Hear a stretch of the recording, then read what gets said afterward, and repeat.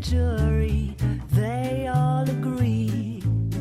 If love's the crime, I'm doing time, and I don't look like I'll ever get free. Yeah, baby, you know I'm guilty. Baby, you know I'm guilty. While you're my Clyde, I'll be your Bonnie. I could pretend I'll be good again, but while loving you's the charge I'll never be. 'Cause baby, you know I'm guilty.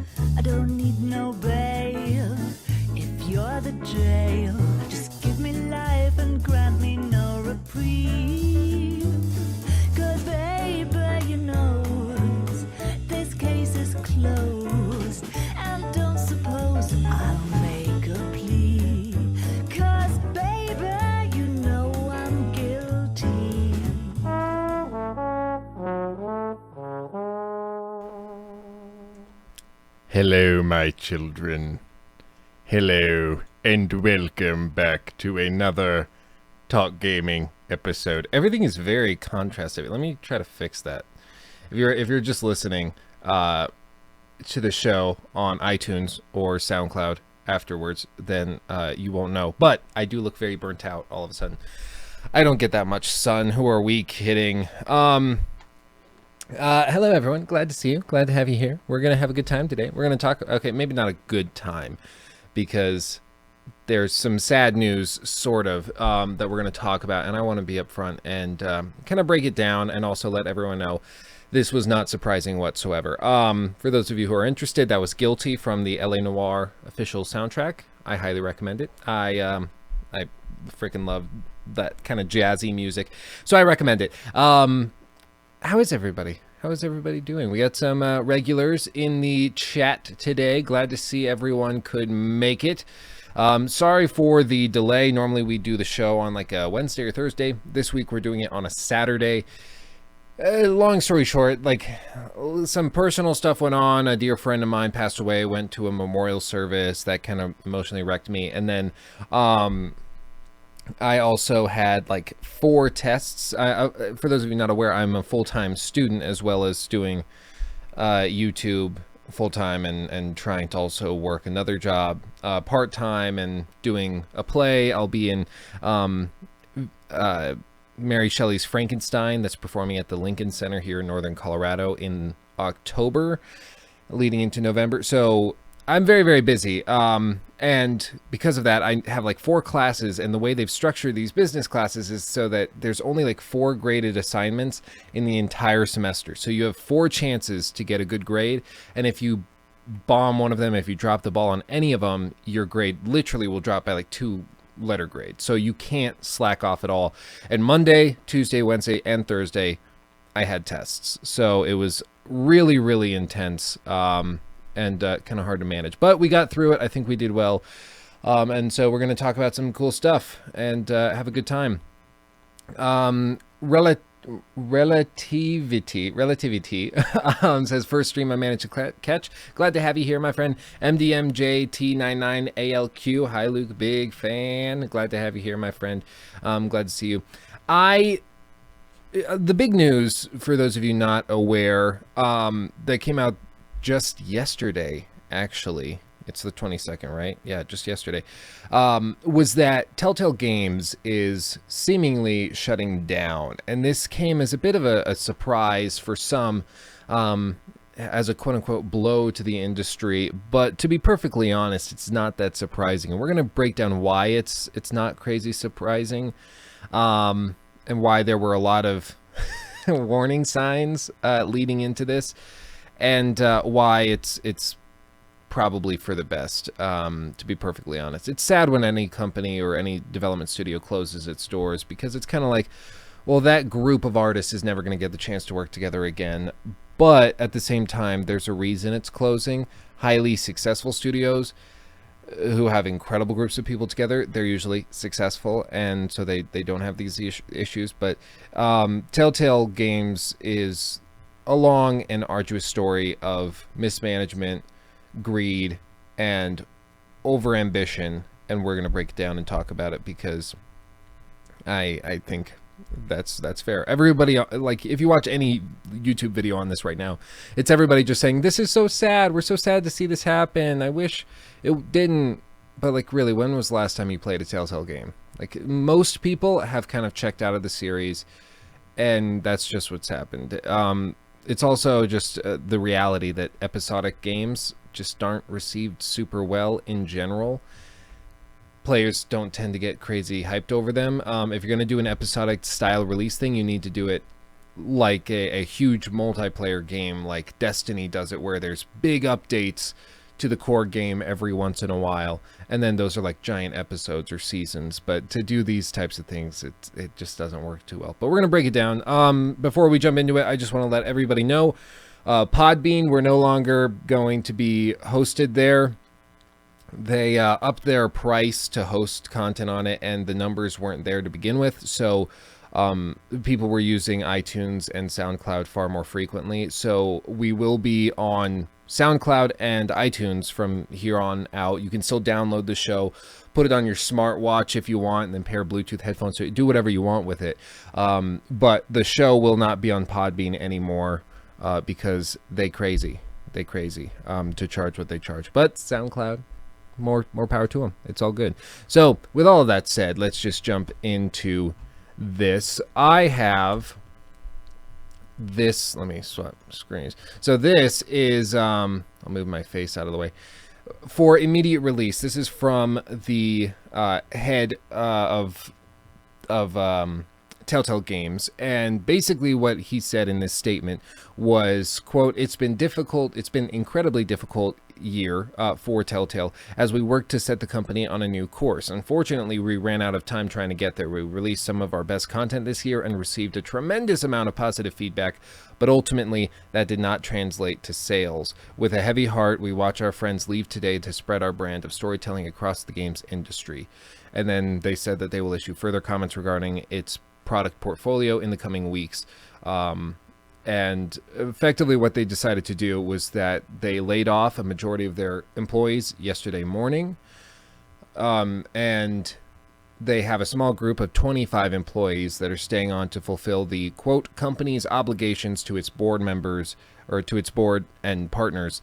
And that's all we really know. And so as of right now, it still is not incredibly clear as to who is going to be working on what, whether or not, like, Walking Dead will be finished, or if any of the other series they've been working on will be finished. It does look like they're going to be finishing a couple of their current projects, but it just is all up in the air. And to be perfectly honest, they're not in an incredibly stable spot, and only 25 people trying to finish out a big series like this is not incredibly common.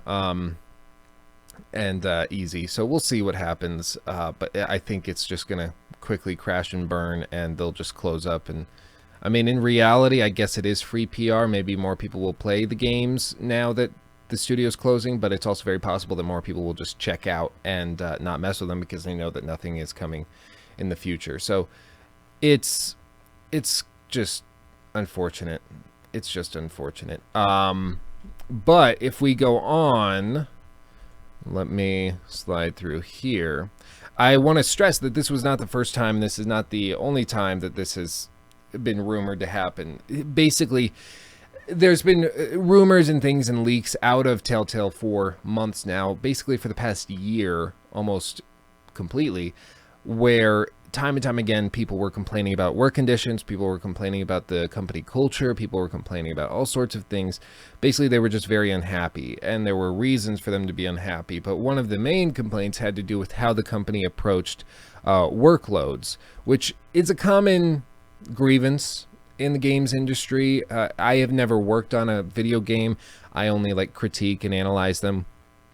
But from everybody I've spoken to who have worked on them, it's very common that you work your butt off, and then when you get into quote-unquote crunch time, everybody's expected to basically work 6 to 7 days a week, to sleep at the studio, to just work insane hours to try to pull this thing off, because there's so much polishing that has to happen. And if you don't do that, you are looked down upon, and you're looked on as somebody who's screwing over the team. And so you want to prove yourself, so you keep working at it, and you just end up getting exhausted and burnt out. And that was very, very true of Telltale as well, being that they had an unbelievable number of projects they were working on at any given time, and they had incredibly, like, ridiculously strict guidelines as to when they could leave and when they had to be finished. So with this is from an article on The Verge that's very, very well written. I highly recommend you check it out. And it basically just breaks down the entire culture and what was going on. And this was released in like March, I believe. March 20th of 2018. So well before this stuff got out. But basically what they say, quote, crunch culture is well documented as an endemic in the gaming industry, and Telltale was no exception. Some former employees reported working 14 to 18-hour days or coming in every day of the week for weeks on end.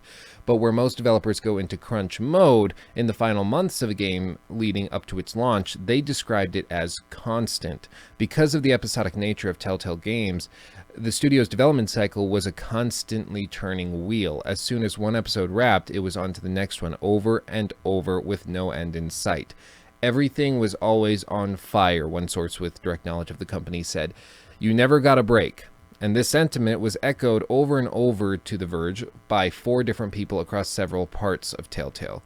They go on to say, although many employees were sympathetic to the pressure to hit financial goals and meet the strict requirements and late requests of major IP holders, the rapid pace of development caused many employees to feel significant burnout. Eventually, the emails from higher-ups encouraging the staff to push through a particularly rough patch began to feel redundant. This just feels like last month and the month before that, said the same source, describing the reaction to the emails. Quote, and the month before that, it was exhausting. Telltale offers unlimited paid time off, however, but as is often the case, that places the burden on the individuals to directly establish their limit and makes some people less likely to take vacations. At Telltale, sources say taking time off meant a willingness to push that work onto other members of the team, and while the crunch was never billed as mandatory time to be in the office, it often felt that way. And this is something that's really interesting. Basically, they offered unlimited paid time off, so you could technically take time off whenever you wanted and there would be no recourse. But in like a group culture, if you take that time off, you were kind of screwing over your other team. So if you're on the animation team, you were tasked with finishing up this sequence at the end of the episode, and then you just say, oh, well, I'm going to take a couple days off because I'm just not there. Like you're causing all of your teammates to be screwed over, and they get shafted because they have to pick up your load. So what that ends up being, yeah, the company supports unlimited paid time off, but the culture in general inside the studio is that you can't because you're screwing everyone else over if you do. So it's just a little different. It's like, and this is the thing, like, how do we fix this? How would you fix this if you were an executive at Telltale? You've already offered unlimited paid time off. So if an employee ever needs that feeling, or needs time off, they can take that time off and not be punished for it. But it's the employees that pressure each other because of the guidelines and deadlines that management has set up. And part of it, this is a small note in the article, which I find very strange because I think it's a huge deal. Right here, quote, although many employees were sympathetic to the pressure to hit financial goals and meet strict requirements and the late requests of major IP holders. That is a major element in this entire case, which I think is often kind of skimmed over because they have Game of Thrones, they have Batman, they have of course The Walking Dead. They have all these major IPs, and it's not like they just get the rights to that and then they go off and do their own thing. They get the rights to the franchise, but then they have to adhere to whatever the IP or intellectual property owner dictates they need to do. So if they do Batman and they say, well, now we're changing it so Batman now has to I don't know, he uses guns now, just as a stupid example. Okay, well, now we need to put guns into the game because Batman now uses guns, and that's what DC is telling us. And then 6 months later, they say, okay, well, now we changed our mind. We're not going to use guns, so you need to take that out. All of a sudden, Telltale has to account for that and take all of that stuff out simply because it was dictated by the IP holder. So it's an incredibly tense and difficult situation when you have all of these guidelines and when you don't actually have the intellectual freedom and flexibility to do what you want to do. And that's, I think, part of it. When you are an artist and you're constrained, often you don't put out your best work, right? So what has led to some of the greatest pieces of art in history was when like a Leonardo da Vinci or a Michelangelo were told that they can do whatever they want. We're going to give you money. We're going to commission you for the royal palace or whatever to create, or for the papal palace, to create some art and to reflect the world. And yes, they put guidelines down, but they gave them the freedom to do what they wanted to do. And that creates some of the greatest history or art in all of history. With video games, it's of course going to be a little bit different, but if you look at a studio like CD Projekt Red, they give their employees the freedom to do what they want. And it's much more flexible, and they don't put in these strict guidelines. Now, of course, Telltale was a sort of revolutionary idea, this sort of episodic, cheap but interesting gameplay system. It was really revolutionary and interesting at the time. I remember when it first came out, everybody was talking about it and playing it. Everybody wanted to try it. But as the games continued, people realized that the choices you were making didn't actually have any impact. It was basically just a novel, like a visual novel. And no matter what you chose, it would basically boil down into two eventual branches, which kind of defeated the whole purpose. And as the game went on, and they got all of these big licenses, it became very clear that they couldn't account for every choice you would be making. So it often just was like, oh, we're playing through this visual movie, and then I have to occasionally take these things into consideration. I think it was an interesting idea, but it was evolved, and something like Detroit Become Human is the evolution of it, which takes it to the next level, where it honestly does take into consideration every choice that you're making. Even when you don't make a choice and you just stand in the hallway, it takes that choice into consideration, which is just crazy. So I think the time for a game like that Telltale was developing has come and gone. I understand that some people probably still really enjoy them, but it's I don't think a controversial thing to say that over the last few years, many people have been checking out. It hasn't been as interesting, and it's been what it is. I don't think that it's as heartbreaking, especially because we've seen this coming for a long time. But they go on to explain all of this, and it just seems like it was just the best of, or a bad situation for everybody. There was no real way of getting out. The management wanted to push more and more projects, and in doing that, they wanted to try to increase revenue, because they were like, hey, if we have Game of Thrones, Batman, Life is Strange, The Walking Dead, The Wolf Among Us, if we have all of these big franchises, surely we'll increase sales. But instead, it ended up decreasing sales because people saw that those games that were releasing, and they weren't actually very fun or interesting. They weren't actually taking things into consideration. They were just kind of checking off boxes, throwing crap out there without actually putting a lot of effort into them, because the deadlines were so strict. I think it would have worked better if they had taken an extra year off and they just worked using like venture capitalist funding, and just tried to get back to one big baller game that made everything work. And hopefully, maybe something rises from the ashes with this team and something can happen, but it's unlikely. It's unlikely. Time for tea.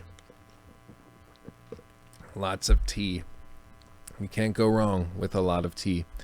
So it sucks. It sucks that it closed down. And a lot of people are looking elsewhere. But like I said, it was coming for a long time.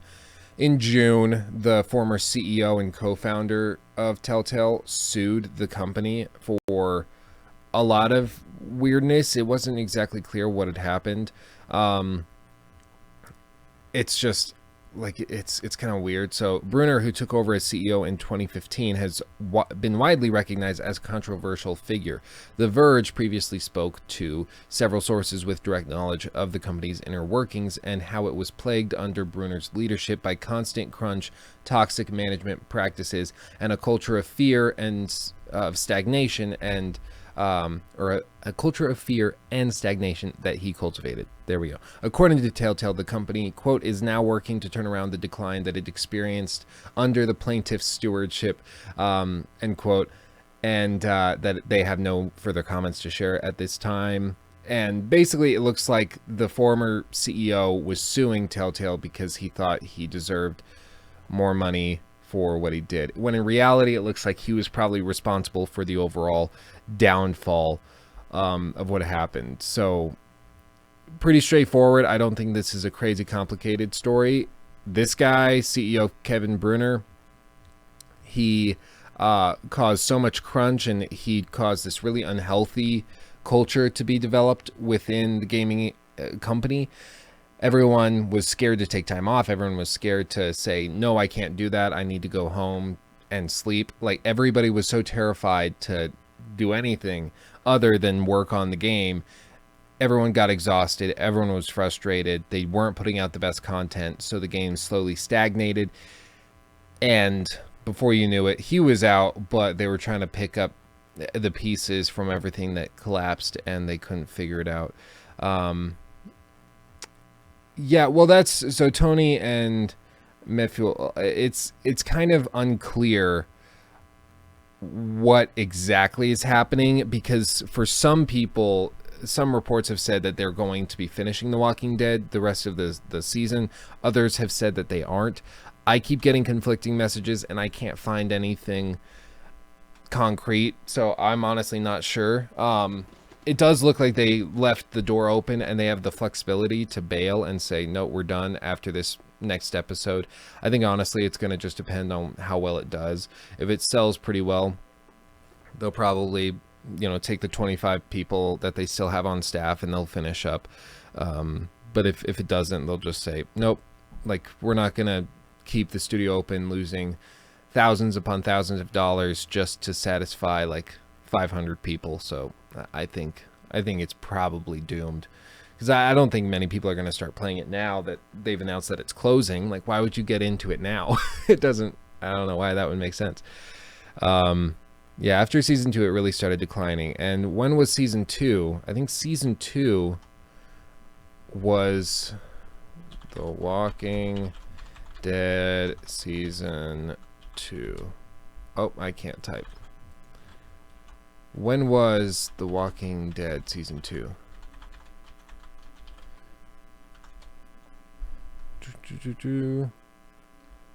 Game. The game.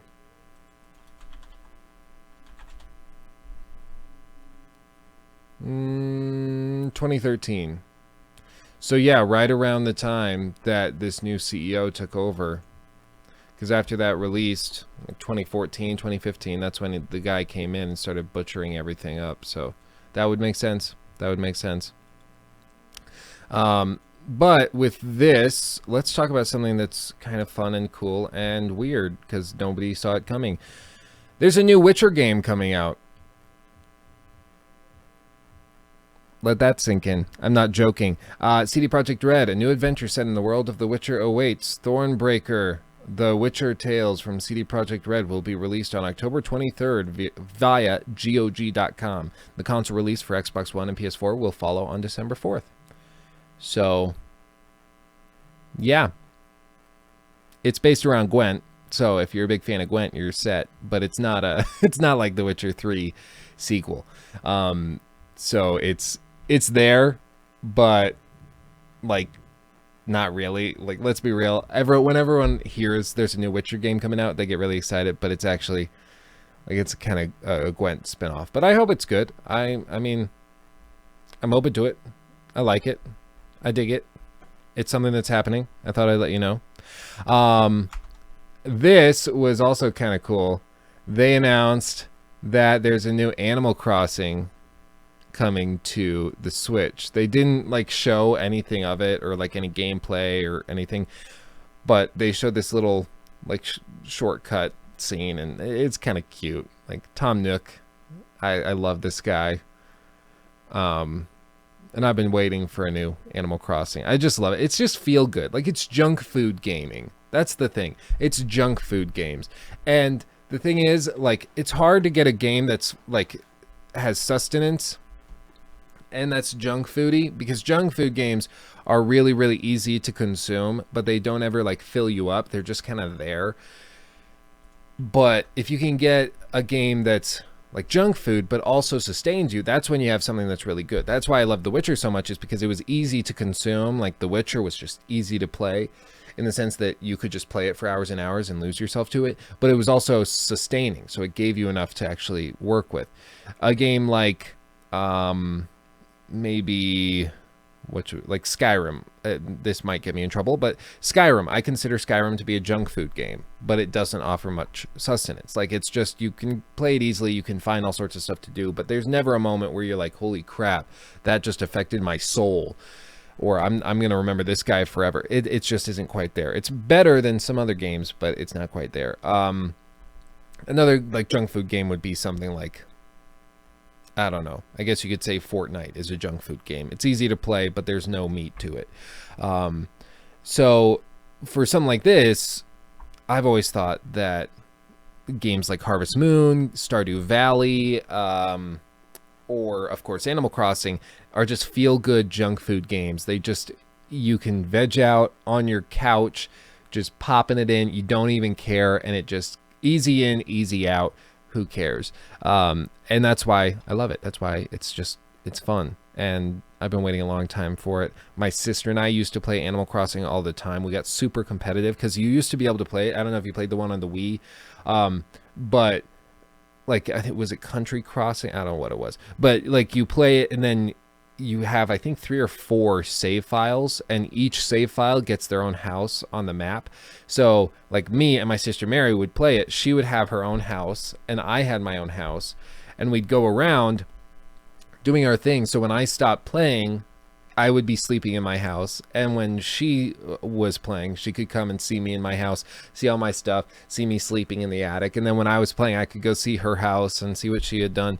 It was just super fun and feel good. It was just fun.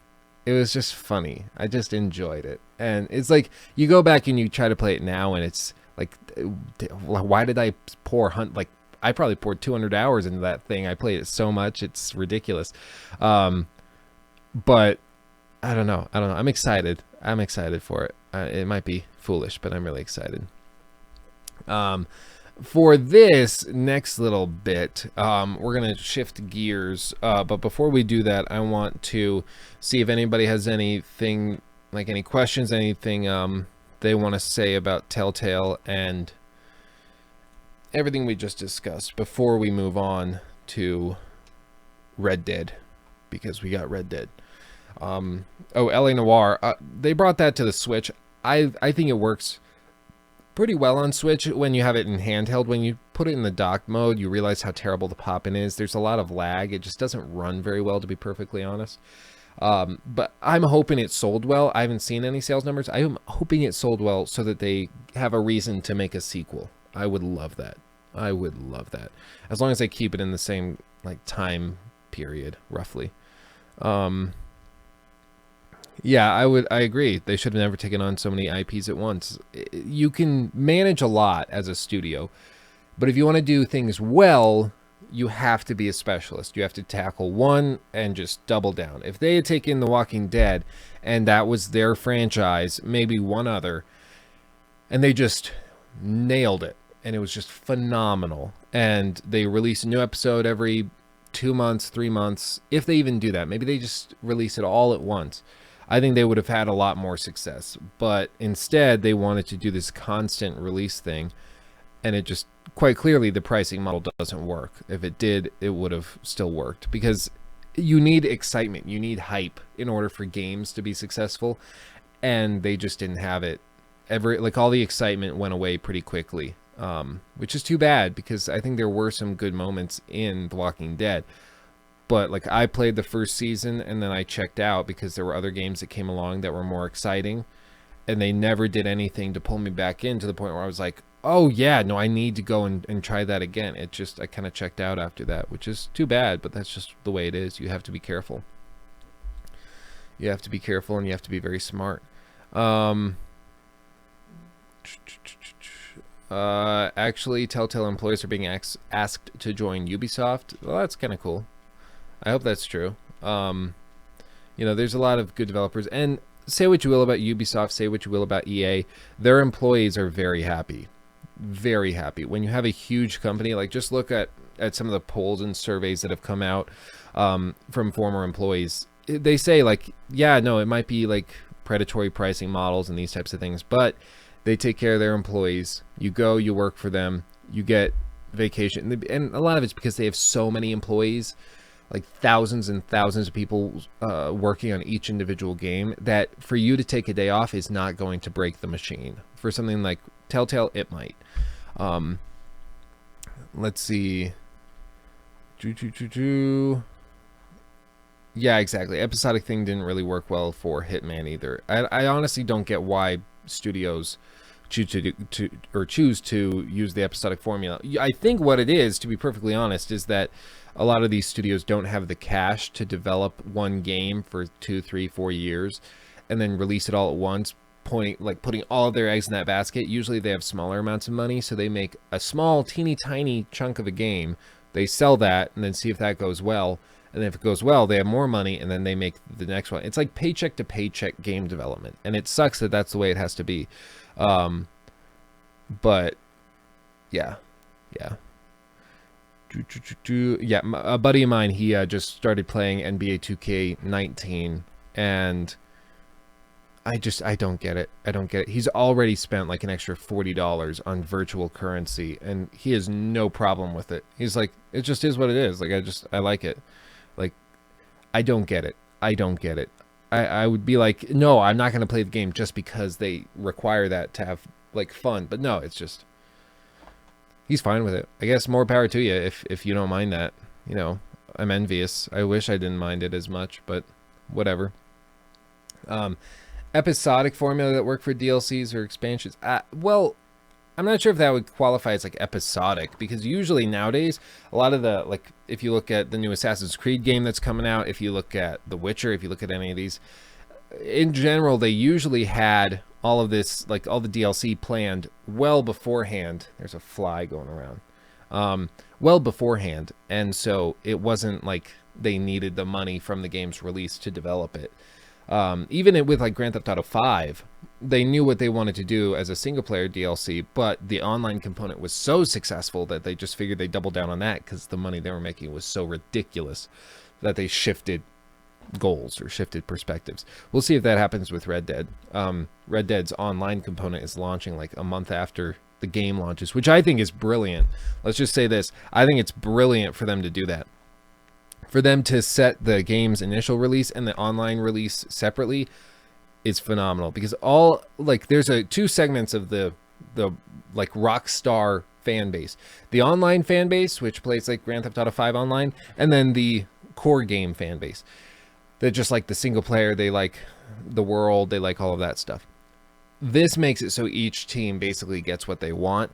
All of the reviews are going to be for the core game, and it's going to get great rave reviews and all this. Everyone's going to love it. It's going to be great. And then a month after, they're going to do reviews for the online component. It's going to get rave reviews, and it's just going to be Like, yeah, I think it's so smart. I gotta hand it to him. This, yeah, Daniel was saying that the AC Odyssey gameplay looks pretty choppy. Yeah, there is something weird with the frame rate. It's not, I don't think it's their fault. It was just like, I think this exact gameplay sequence was live streamed from E3 and then it was captured and then recaptured. So by the time we actually got it, it looks really choppy and kind of staggered and stuttered. The new stuff looks really good. If I go, let me try swapping it to this one. Like, this is what we opened the show with last week, and this looks really smooth. So this is what the game seemingly will actually look like, which I'm okay with because it's pretty. But this opening reminds me so much of AC Unity. It really does. I don't know why. Well, I do know why, because it's like a separate narrative component that serves as the tutorial. I think it's pretty cool. I think it's pretty cool.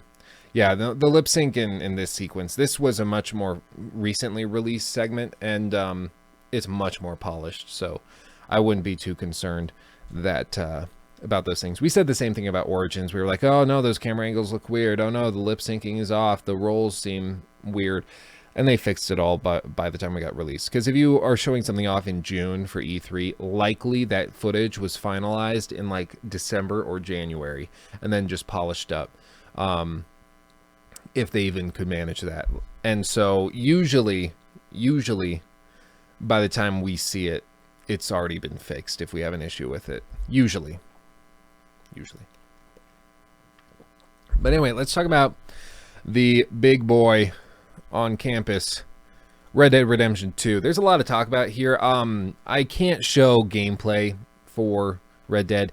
It's unfortunate, but Rockstar has a tendency to strike whenever I use gameplay, or even when I was talking about this last week. I think I flipped the video, I changed the color tone, I slowed it down and blurred it slightly, and they still figured out that it was their gameplay and flagged the video. So, and when they do that, Rockstar tends to have tends to say either we get to mute the segments and block out the segments that have our content in it, or you can take the video down. So really, it can ruin an entire video just by having that 2-second clip in there. So it's just not really worth the trouble. But we can have screenshots and we can talk about it. And after all, we don't have footage of what we're talking about, so it's okay. Basically, the guys over at GameSpot got to try the game for an extended period of time, and what they got to do is they got to play through 2 quests, basically 2 missions that were kind of scattered and that were chosen specifically by Rockstar because they didn't have any significant bearance on the core story. So it was chosen very intentionally. So I want to just communicate that, because if you are weary of spoilers, I want to respect that, and I don't want to spoil crap for you. So this is a spoiler warning, I guess. I don't expect there to be anything that spoils the game, but if you just don't want to hear anything about it, this is your warning to bail. But with all that said, basically they got the chance to play the game on the PS4, and they played through 2 missions, and they said some kind of expectedly awesome things about it. So just to read off what they wrote about it real quick. Quote, "The gang rode down from a mountain that was covered in thick snow, with each wearing appropriately warm outfits. Our Rockstar reps explained that the game's clothing options would be comprehensive. Each character will have different sets to coincide with weather conditions, while customizations would allow layering and minor adjustments, like the option to roll up your sleeves. We weren't able to confirm whether particular sets of clothing would carry perks like the original game. The rolling scenery we saw during this journey was impressive. Snowy mountains gradually transitioned into more temperate environments, with the snow noticeably thinning out and greenery starting to peek through as we descended in altitude. Spending time with the horses too was impressive. Their manes flapped in the wind, their hooves left imprints in the snow and dirt, and their animations looked natural as they turned and transitioned between speeds and gallops. As the gang pulled up to a ridge overlooking the railway ambush, it was already sunset. Arthur was asked to check up on fellow member Bill Williamson, who you'll likely be familiar with as the first major target in Red Dead Redemption, as he prepares TNT by the railroad tracks. Williamson was depicted as a short-tempered simpleton back in the first game, and that remains true here. Our Rockstar representative mentioned that Red Dead Redemption 2 aims to act as both a prequel and a companion piece to the first game, so Williamson's introduction at the beginning of both may suggest some broad parallels. End quote. Now that's interesting specifically just because we have heard a lot about what this game is trying to be, and I think so often with sequels and prequels and sequel prequels, it's really hard for a game to balance everything because quite often they don't know what they want. They just kind of like they don't know who they are. They lack identity. It's just there like, are we a sequel? Are we a prequel? Are we trying to take what we did in the first game and improve it? Are we trying to do like just kind of do again what we did in the first game? So often they can have trouble figuring out who they are and what they want to do. So to have this sort of identity this early on, I think is very, very good. And if they're showing this this early sequence where you see the same guy you started the game against in the first game, I think that's good because they've set up a broad structure that they're going to parallel, which I think is okay, as long as they have that expectation. They go on, quote, after moseying down to chat with the flustered Bill Williamson, you're asked to help by unspooling a length of wire and connecting it to a TNT detonator. The flow between cutscene, interactive moments, and canned animations appear smooth here, and once the train arrived, some elegant editing helped heighten the moment, quickly cutting between the gang, the train, and the TNT. But perhaps unsurprisingly, the TNT fails to go off. Williamson messed up. The tension between the gang members gets heated as they quickly fire off blame and run to intercept the train on foot. They reach a nearby overpass and hastily leap onto the roof of the speeding train, accompanied by a noticeably gripping score. Woody Jackson returns as the game's composer once again. Arthur lands without any trouble, but his first course of action is to help those who haven't. A fellow gang member named Lenny hangs off the side of the train, and a short QuickTime action is required to pull him up. From here, Lenny and Arthur made their way down, off the roof, and into the carriages moving towards the front of the train. The first encounter with guards was handled stealthily and used to showcase the game's new gang interactions. The option was given to let Lenny take out the guard, or we could simply head in and do it ourselves. Looting and picking up bodies are returning mechanics, though they have more detailed and involved animations, and as we moved through the densely decorated carriages, we noticed that it was possible to search drawers for loot, end quote. Now, all of this, to be perfectly honest, sounds very, very routine, very, very normal, and I'm okay with that. Like, all of this is stuff we would have expected if we were just guessing as to what the game would end up being. So, none of this actually does a whole lot for me because this is expected. I'm glad to hear that they aren't doing anything crazy different, but rather just taking everything to the next level. So I guess that's good. In this screenshot, you can see the general UI, very, very minimalistic. We have ammo count on the top right and very small type. And then in the bottom left, we have a mini map, which I pray to the dear Lord and Savior Gandhi that we can turn off because I loathe minimaps. I loathe minimaps. So hopefully they have an option to turn that off, but whatever. As we go down, they explain some more stuff. And this is actually pretty interesting. So, quote, in the next carriage, a gunfight occurred, and while Red Dead Redemption 2's shooting feels mechanically similar to the original, the look and communication of impact appears to have been heightened. The screen shake was more pronounced with each shot. The sound of discharges was satisfying. It's also noticeable that in Red Dead Redemption 2, you can physically see all your weapons on Arthur's character model. You can hold only 2 sidearms and 2 long weapons, along with a knife, lasso, and throwables. And when switching from rifle to sidearm, Arthur would simply hold his rifle in one hand while he aimed his pistol with the other. Dual wielding is also an option later in the game. That detail was a holdover from Max Payne 3. Rockstar specified to us that Red Dead Redemption 2 was not just the result of one Rockstar studio, but the company as a whole, each bringing their previous experience to contribute to their latest effort. Another holdover from Max Payne 3 was the dynamic kill animation that kicked in once you had eliminated the last remaining enemy, the look of which would vary depending on Arthur's overall honor in the game. Being ruthless will apparently make these kill cams gorier, and being honorable will make them appear more heroic in nature, end quote. Which is a really cool touch, I gotta be honest. Like, that's actually a pretty cool little thing. We have kill cams in all sorts of games, but like, we've never seen a company, at least as far as I'm aware of, that takes your entire gameplay approach into account as to how your finishing moves work, which is kind of cool. I don't know, like, what to do with that. Like, it just seems to be a thing that's happening, but I guess that is kind of cool. Who cares? And they go on, they just describe more and more. I mean, to be perfectly honest, there's nothing in here that is shocking. A lot of it is just expected, and they say it does everything you were hoping it does very well. And so, yay.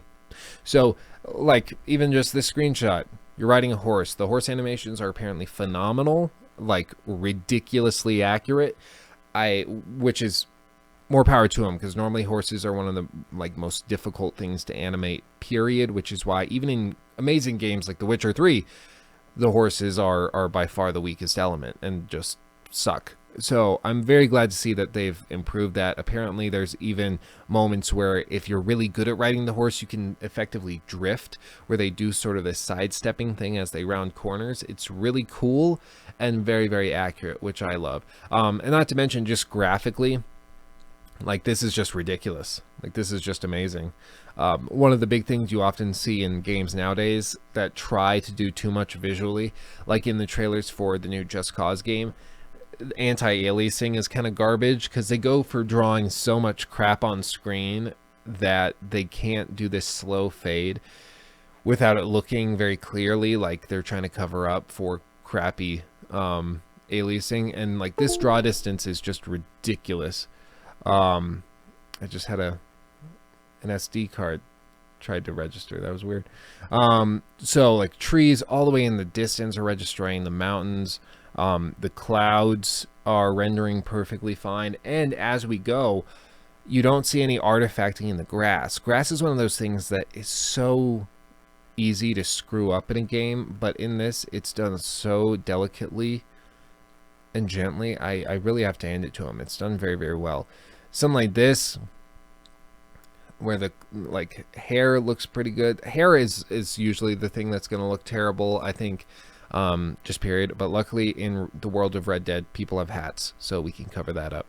And overall, it just looks to be taken to have done very, very well.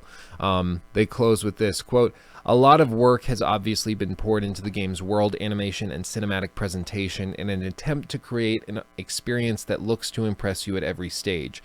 It's a little surprising how superficially familiar Red Dead Redemption 2 feels at first. This absolutely plays like a Rockstar Games title, but that's not a bad thing, and there's a lot to be said for the sheer amount of view, intricate systems which apply to the world, your weapons, your horse, Arthur himself, and how all of that can interact. We've only had the briefest of glimpses at the laundry list of genuine additions, but the level of depth that they suggest is certainly an incredibly enticing prospect, and we can't wait to experiment with them further." End quote. Which is, I think, astute and accurate. I think there's a lot here, and my body is ready. I don't know about you, but what are we, like, when does it launch? 26th of October, I believe. Oh, they don't actually list it. Oh, that's surprising. I think it's the 26th of October, but they, yeah, almost a month away, almost a little over a month away. My body is ready. I'm buckled in. I'm ready to go. And I'm intrigued. Like, I think there's a lot riding on this game for them, and I think if they can nail it, more power to them. Yeah, no word on PC yet. Hopefully it eventually comes, but I mean, to be perfectly honest, they optimize these games so well for consoles that I'm not sure if it would even make sense, technologically speaking, for them to try to bring it over to PC. I hope they do. I would love to play it on PC. Can you imagine what that game would look like running at like 60 FPS and 4K steady? Like I would flip. I would flip. But I understand there's technological constraints, and apparently that's what it was with Red Dead Redemption 2. They were just like, yeah, we basically have to rebuild the engine, so I guess we can't. Sorry. Like, it just isn't going to happen. So we'll see. We'll see. But the fact that it isn't already announced for it lets me know that they're not allergic to money. So it's got to be some sort of technological thing. It's not like they just hate PC or they're worried about pirating. They'll still make unbelievable amounts of money. But yeah, especially if they're going to be doubling down on the PC side of things, or on the multiplayer side of things. They need a PC segment. They really do, because a lot of the current player base for GTA Online are on PC. So I think we'll see what they do. I have a hunch, though, that there's some mitigating circumstances that will make it a little more difficult, but we'll see. We'll see. Let me see if I had... Yeah, so that basically wraps up all the core news for this week. There's some other stuff that happened and that we could reference, but to be perfectly honest, I didn't find much of the other stuff that happened this week that interesting. Fallout 76 is announcing some stuff. I don't know. The closer we get to that game, the less and less intrigued I am. Initially, I thought, yeah, I'll try it. I'll be like open-minded and give it a shot. As we get closer, I'm just not as interested, especially because I know I'm going to be playing like Assassin's Creed Odyssey, and then right after that we're going to have Red Dead Redemption 2, which I'm going to lose myself to. And I fully expect that Fallout 76 is going to have a nightmare of an initial launch. Like, I think it's going to crash. I think there's going to be server issues. I think it's going to be pretty rough. So we'll see. We'll see. I hope it's not. Like, I hope it's great, but I have that hunch. I get that feeling. I had the same feeling about like Sea of Thieves. I had the same feeling about like Andromeda, where like they just don't feel right. There's something off about them, and this is another one of those titles. Hopefully I'm wrong, but we'll see. Hopefully we'll see, and it works. Yeah, I mean, we were joking for years about Fallout Online, and it happened. It actually happened. But yeah, once again, guys, if you want to listen to the show on the go, you can check out SoundCloud or iTunes. We're on there. Usually it posts within just a few hours after the core show goes. So if you want to do that, check that out. Can't hurt to follow or subscribe to either one of those podcasts. Leave a review. It actually does help out. So thank you. If you want to support the channel, check out Patreon or the merch store. We have lots of cool stuff on there, and that also really helps out the channel. And then we have some cool stuff coming down the pike. I don't want to rush any of these projects, though, because they're a little bit bigger, and I want to do them well. I want to do them right. So I'm going to try to get a video out as soon as possible. But with all of that said, guys, thank you for coming out. Thank you for watching. I love you all dearly, dearly, dearly. And I will see you in the next show. Or next video, whatever happens first, we'll see. I love you. Bye. Love you. Hugs and kisses.